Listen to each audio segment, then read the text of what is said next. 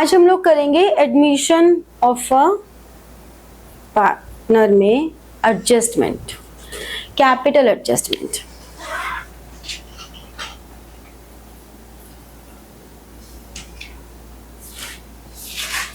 Adjustment of capital.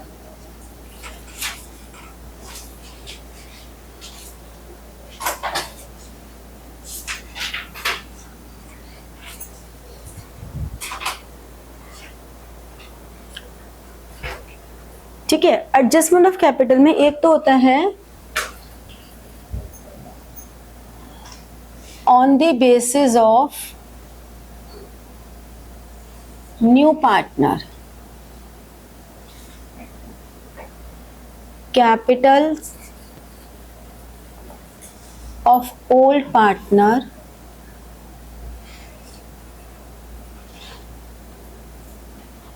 Are adjusted. ठीक है, new partner के बेसिस पर हम ओल्ड पार्टनर्स के कैपिटल को एडजस्ट कर रहे हैं। फाइन। एक होता है on the basis of old partners,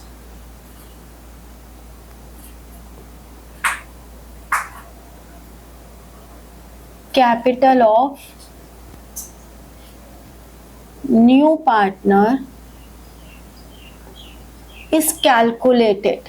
तो डिफरेंस समझ में आ रहा है कि इस वाले केस में हमें new partners capital is not given and this capital is to be calculated on the basis of old partners. बाद में लिख लेना, पहले समझने पे कॉन्सेंट्रेट कर लो। इधर हमें on the basis of new partner पुराने पार्टनर्स के कैपिटल को एडजस्ट करना है। तो दोनों में डिफरेंस समझ में आया, क्या कहना चाह रहे हैं हम। अब यहाँ पे हम लेके चलते हैं कि ए एंड बी दो पार्टनर्स हैं। आफ्टर ऑल एडजस्टमेंट्स, मतलब जो हमारे प्रीमियम फॉर गुडविल है या रिवैल्यूएशन है, जर्नल रिजर्व है, सब कुछ करने के बाद जो बैलेंस सीडी आता है, इसकी कैपिटल है ₹4 लाख और बी की है ₹3 lakh. This is after all adjustment.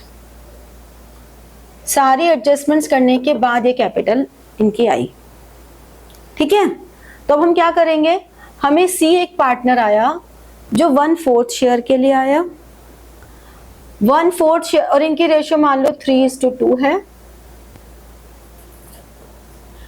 और ये कैपिटल लेकर आया 5 लाख, और ये बोल दिया गया कि on the basis of seize capital.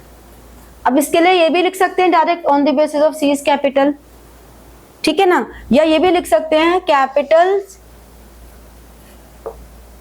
Of the new firm based on profit sharing. ये कैपिटल हम on the basis of profit sharing कर रहे हैं। ठीक है, ऐसा भी बोल सकते हैं कि उनके प्रॉफिट शेयरिंग बेसिस पर हम उनके कैपिटल को एडजस्ट कर रहे हैं। तो अगर ये लाइन लिखी है कि on the basis of new partner, या ये लाइन लिखी है कि capital of new firm based on profit sharing, तो एक ही बात है, कुछ डिफरेंस नहीं है दोनों में।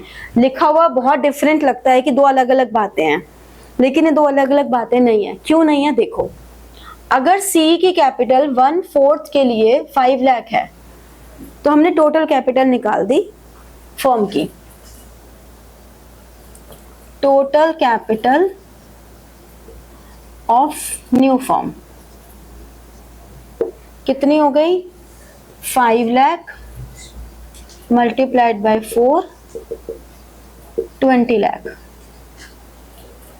है ना। 20 लाख सही है, यानी कि 5 लाख इंटू 4, 20 लाख से कैपिटल है। इसमें से हमने लेस कर दिया सीज कैपिटल 5 लाख। अब ये जो 15 लाख की कैपिटल बची है, किसकी बची, ए और बी की। ये है combined capital of A and B. अब ए और बी में डिवाइड कर दिया 3:2 में,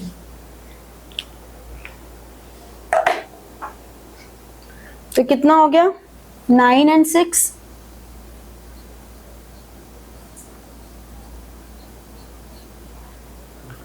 ए की कितनी थी 4 लाख, ए की कितनी है 4 लाख और बी की 3 लाख, यानी कि ए को कितना पैसा और लाना पड़ेगा, ए को कितना पैसा और लाना पड़ेगा, उसको 5 लाख और लाना पड़ेगा, इसको 3 लाख और लाना पड़ेगा। ठीक है, तो अगर उसके कैपिटल लाने की एंट्री हमारी हो रही है cash account debited to C's capital account 5 lakh, तो इनकी एंट्री क्या हो गई, cash account debited to A's capital to B's capital. कितना कितना ला रहे हैं ये 5 लाख ला रहा है, क्योंकि इसकी 9 की कैपिटल होनी चाहिए 9 लाख की, लेकिन इसकी 9 के बदले में कैपिटल है सिर्फ 4 लाख की, तो उसको 5 लाख और लानी पड़ेगी और इसको 3 लाख और लानी पड़ेगी, 8 लाख। इतनी कैपिटल वो लाएंगे। अगर वो ये बोल देते कि कैपिटल एडजस्टमेंट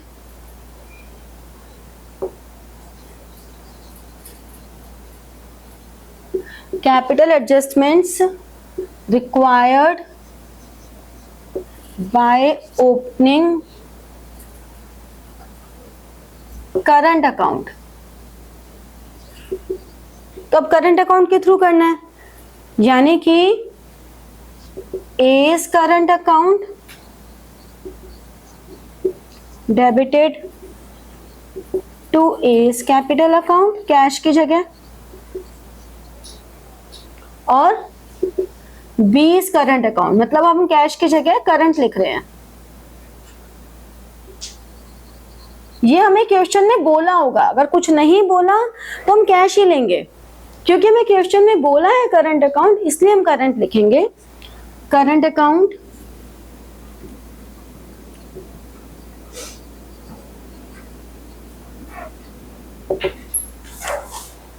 तो ये हमारे पास आ गया 5 लाख और ये आ गया 3 लाख।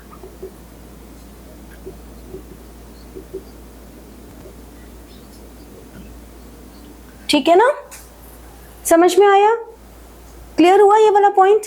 हाँ बोलो। ऊपर 2 एंट्री के बाद फिर से एक और नहीं, ऊपर 2 एंट्रीज नहीं बेटा, अगर ये एंट्री हम करते हैं, लेकिन अगर क्वेश्चन में ये लिखा है कि हमें करंट अकाउंट के थ्रू करना है, तो हम फिर ये ना करके ये करेंगे। ऊपर सेकंड वाली करेंगे। हाँ, अगर हमें क्वेश्चन में लिखा है तो अगर कुछ स्पेसिफाई नहीं करेगा तो ऊपर वाली करेंगे। हाँ ठीक है, और फिर जब बैलेंस शीट बनाएंगे तो उसमें न्यू वाली कैपिटल लिखेंगे, समझे? फिक्स्ड अकाउंट से वो तो ही करेंगे। अगर हमें बोला है कि बाय ओपनिंग करंट अकाउंट तो ही करंट करेंगे, वरना कभी नहीं करेंगे। बस लिखा है करंट अकाउंट तो लिखे करेंगे, वरना नहीं। कोई राउंड अबाउट से नहीं बोलते कि फिक्स्ड कैपिटल है, नहीं ऐसा कुछ नहीं, करंट अकाउंट लिखा होगा, कुछ घुमा फिरा के नहीं बोला होगा, डायरेक्ट लिखा होगा। कोई कॉम्प्लिकेशंस नहीं है इसमें, सिंपल है। ठीक है, तो इसी में एक छोटी मॉडिफिकेशन और करते हैं।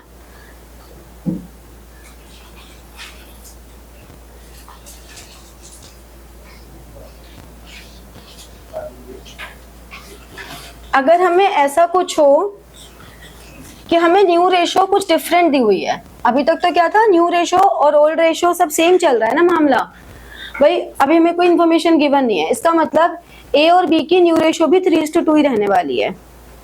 ठीक है, तो अब यहाँ पे हम क्या करेंगे, सपोज ऐसा हो कि new ratio of A B और सी, मान लो ये आपकी 2:1:1 है।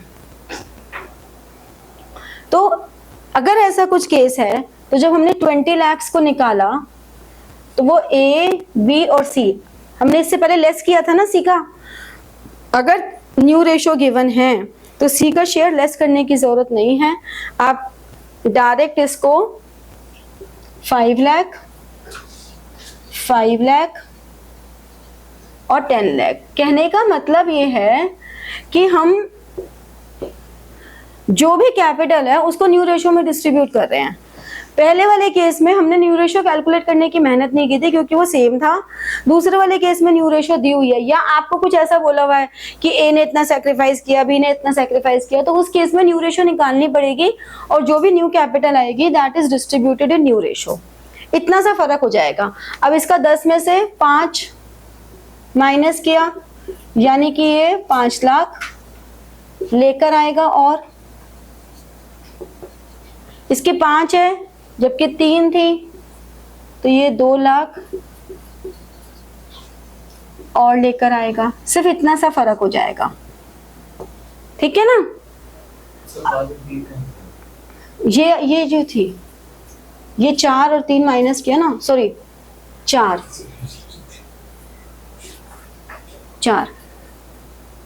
समझ में आई ये बात कि कैपिटल एडजस्टमेंट कैसे होगी। ये लिखो फिर मैं क्वेश्चन करके दिखाती हूँ, देना बुक। क्वेश्चन नंबर 72 है इशू एंड विशू वाला, जिसका बैलेंस शीट टोटल है 3,11,000। 72 ये नोट डाउन हो गया ना? हाँ ये मिटा दो ना, हो गया। छोड़ देना।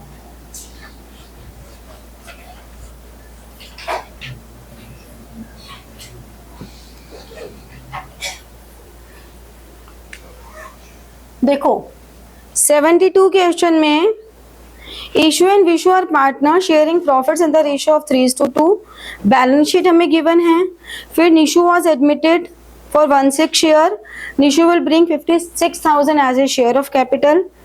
Prepare evaluation account, partners capital and balance sheet of new form. अब देखो मैं ये क्वेश्चन तुम्हें पूरा करके दिखा रही हूँ जिससे कि अगर तुम्हें थोड़ा सा पुराने में भी डाउट हो तो वो भी इससे कवर हो जाएंगे। इसमें हमारे पास आया सबसे पहले तो plant and machinery appreciated by plant and machinery,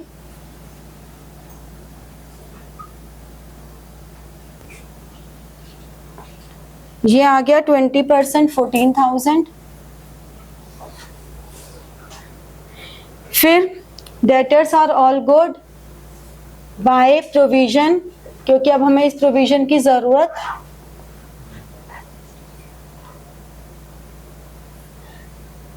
doubtful debts 7,000, ठीक है। लायबिलिटी 9,800 की हमें नहीं पे करनी, सो बाय सन्ड्री क्रेडिटर्स कितने की है 9,800। और तो कोई आइटम है ही नहीं। इन्वेस्टमेंट्स चेक करो ऊपर। इन्वेस्टमेंट्स हमारे पास है 19,000 मार्केट वैल्यू और 21,000 बुक वैल्यू है, तो 3,000 वैल्यू कम हो रही है मार्केट वैल्यू और प्रोविजन हमारे पास 4,000 का है। इट मींस जितनी मार्केट वैल्यू कम हो रही है हमारे पास प्रोविजन उससे ज्यादा का है, 2,000 कम हो रही है। तो 2,000 जो मार्केट वैल्यू हमारी कम हो रही है, हमारा रिजर्व 4,000 का है, तो रिजर्व सफिशिएंट है हमारे पास। तो ये आ गया टू प्रॉफिट। कितना आ गया प्रॉफिट बताओ? Transferred to capital accounts of कौन कौन है? इशू और विशु।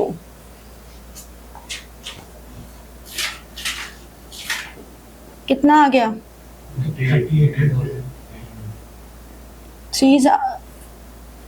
30,800।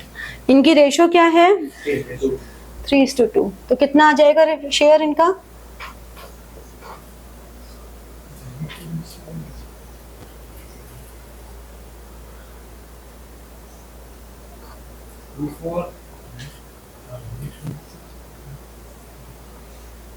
ये आ गया, ठीक है। समझने पे कंसंट्रेट कर लो, ज़्यादा बेटर है। क्या फ़ायदा, मेरा लेक्चर देने का मन भी नहीं है आज तो मेरा इस बात के ऊपर।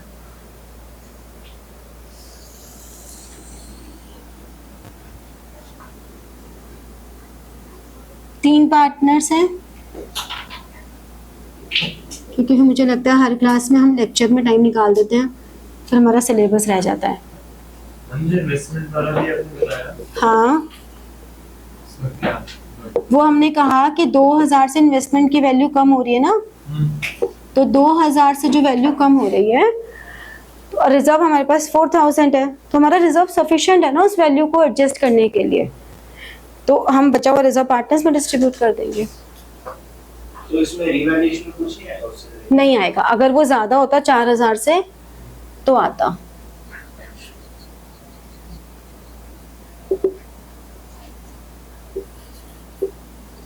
इस वाले टाइम को ये सोचने में लगाओ कि पार्टनर्स कैपिटल में क्या क्या आएगा, ताकि जब मैं लिखूं तो मुझे बताओ फटाफट से। क्वेश्चन को एनालाइज करने में लगाओ।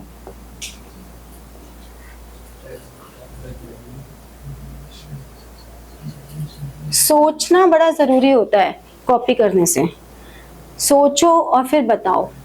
जैसे कि यहाँ पर बैलेंस बीडी आ गया, कितना आएगा बैलेंस बीडी?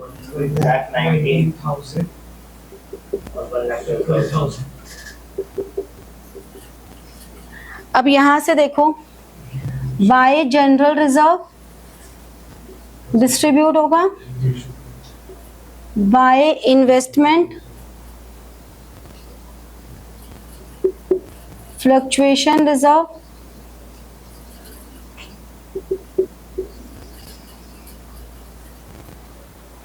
ठीक है। बाय प्रीमियम फॉर गुडविल आया है, वो प्रीमियम फॉर गुडविल,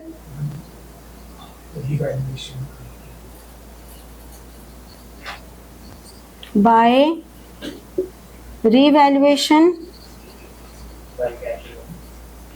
और बाय कैश अकाउंट जितनी वो पार्टनर लेकर आया है। बैंक लिखेंगे, ऊपर कैश एट बैंक लिखा है ना, तो बैंक अकाउंट। बताओ अमाउंट क्या क्या आएंगे? जनरल रिजर्व में 6 और 4, इन्वेस्टमेंट फ्लक्चुएशन रिजर्व 2000 का रिजर्व बचा ना, तो 2000 को किस रेशियो में डिस्ट्रीब्यूट करेंगे? 3:2।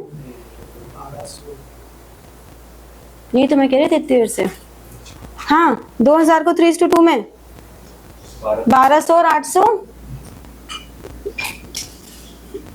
फिर प्रीमियम फॉर गुडविल कितना लाया? 84,000। वर्किंग नोट्स में आपको ये दिखाना जरूरी है। ये जो वर्किंग नोट्स बनाओगे, क्या करोगे जब आप ये फॉर्मेट आपने बना लिया, अब ये फॉर्मेट बनाने के बाद आपको पता है बैलेंस शीट ही बनानी है। बैलेंस शीट के लिए स्पेस छोड़ दिया, अंदाजा तो लगेगा ना बैलेंस शीट में आइटम्स कितनी है, और वो छोड़ के फिर वर्किंग नोट शुरू किए। वर्किंग नोट्स में पहला फॉर्म्स गुडविल कितनी है? 84। फिर निशोज शेयर, ये प्रॉपर आपको दिखाना है।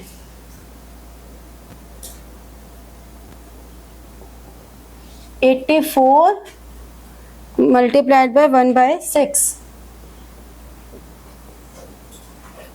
14,000 हो गया। 14,000 को 3:2 में डिस्ट्रीब्यूट कर दो।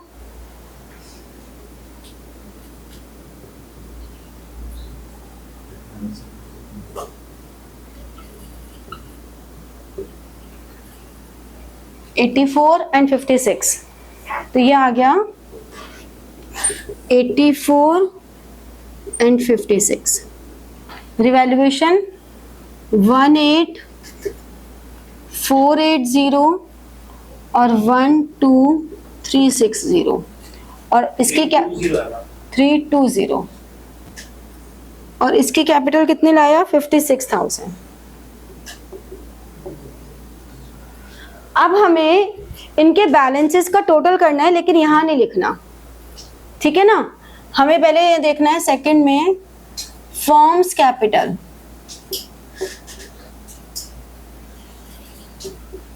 On the basis of Nishu कितनी हो गई 56 इंटू 6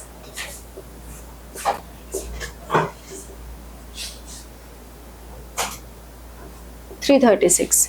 इसमें से 56 माइनस कर दिया, फिर 280 हो गया।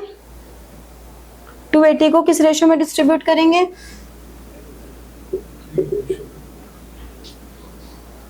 ठीक है ना, तो कितनी आ गई?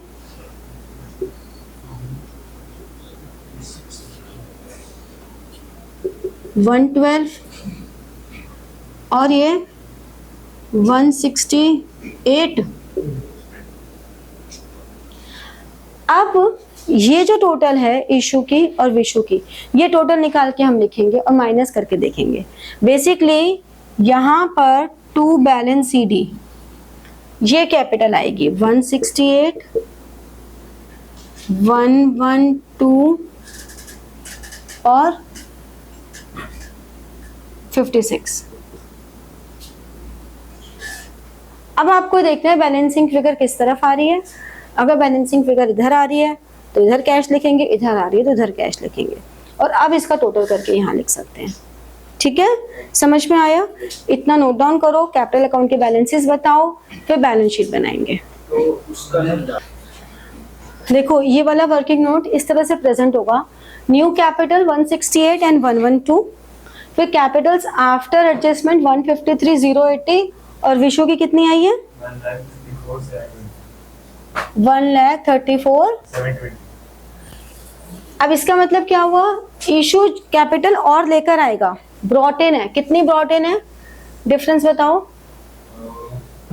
इसकी ब्रॉट इन है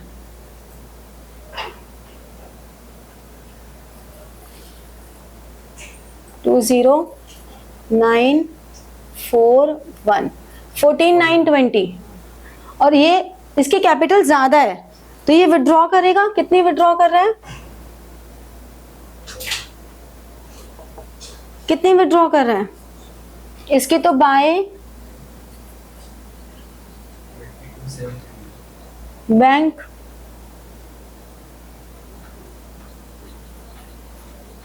ब्रॉट इन 14,920, और इसके 2 बैंक, और ये जो विड्रॉ और ब्रॉट इन है ये हम अपनी कन्वीनियंस के लिए लिख रहे हैं ताकि हमें याद रहे।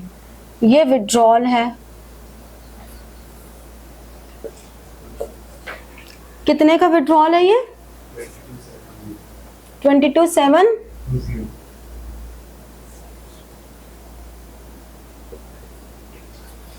ठीक है, ये हो गया। अब ये कैपिटल अकाउंट क्लोज हो गए, बन गया, मिटा दो। ये कैपिटल अकाउंट क्लोज होंगे, यहाँ पे 168 आएगा, यहाँ पर आएगा 134,720, यहाँ पर आएगा 56। ठीक है, 168, 134,720 और 56। ये कैपिटल अकाउंट्स बन गए। बन गए? लिख लिया? लिख लो, फिर बैलेंस शीट बनाते हैं।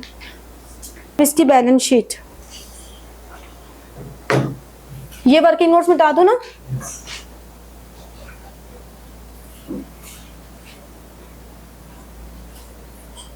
अब जब आप बैलेंस शीट बनाएंगे तो ऊपर लिखेंगे balance sheet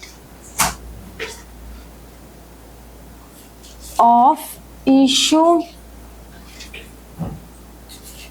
Vishu and Nishu as at, किस डेट को उसका एडमिशन हो रहा है? 31 मार्च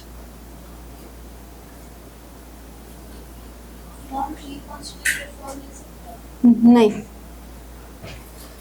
आप रिकॉन्स्टिट्यूटिव फॉर्म यहाँ ब्रैकेट में चाहे लिख दो, कोई दिक्कत नहीं, लेकिन यहाँ पूरा लिखना होगा बेटा।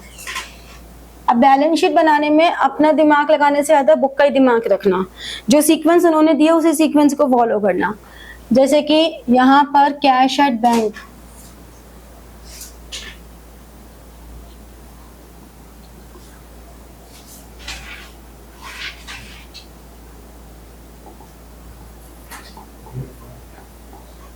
कैश एट बैंक हमारे पास 87,000 है।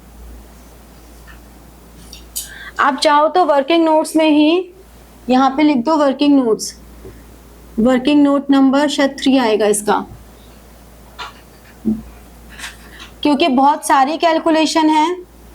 कैश एट बैंक में आपके पास ओपनिंग बैलेंस था 87,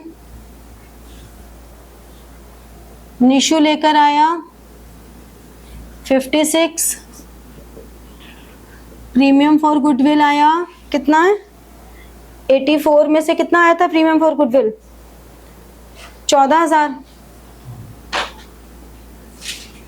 इधर इशू लेकर आया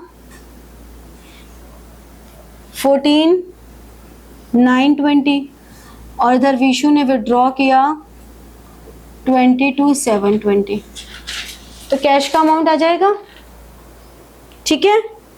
डेटर्स एज इट इज आ जाएंगे, अब प्रोविजन की जरूरत नहीं है। 42 इन्वेस्टमेंट मार्केट वैल्यू पे आ जाएगी 19,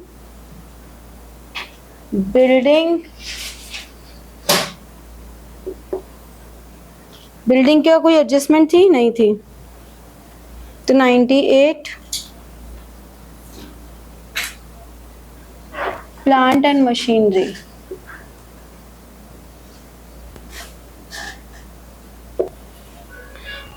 70,000 और 20% और आ गया तो 84,000।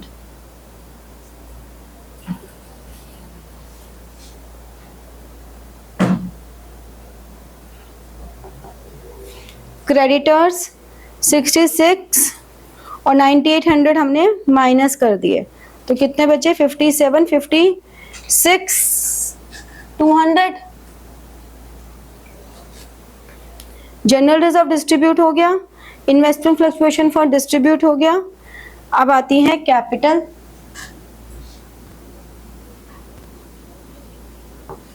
इशू, विशु और निशु।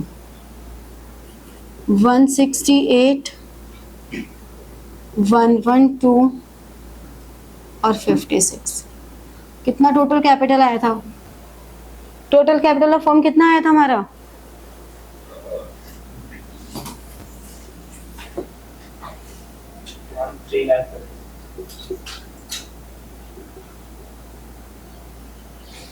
बैंक का बैलेंस कितना आ रहा है?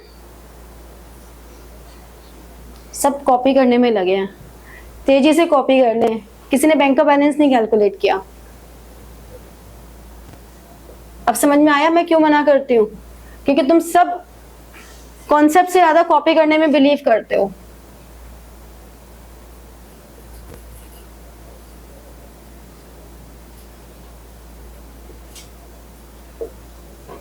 $149 कैश का ये बैलेंस ओपनिंग बैलेंस गिवन था।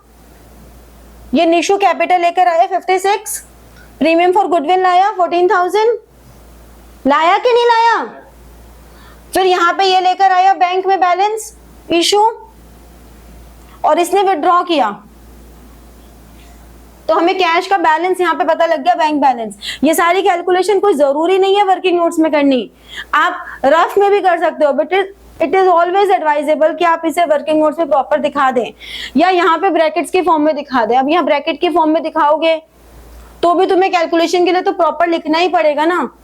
तो एक काम को 2 बार क्यों करना है, एक बार ही करो यहाँ पे, समझे? 171,920 ये इसका टोटल किया है मैंने, अगर करते तो पता लगता। तुम्हें लगता है कि हम क्यों टोटल करें, मैम क्वेश्चन कर रही, मैम कर लेंगे खुद। अरे मैम तो सभी कुछ कर लेंगी, बोर्ड एग्जाम तुम्हें करने जाना है, मैम तो कर ही लेंगी सब कुछ। इसीलिए तुम्हें कहती हूँ कि टोटल करो, जिससे कि तुम्हें फिगर्स पता लगे कहाँ से आएंगे। लेकिन नहीं, हम तो आलसी हैं, हम क्यों करेंगे? like, share and press the bell button for getting your notifications and comment. ठीक है? Thank you.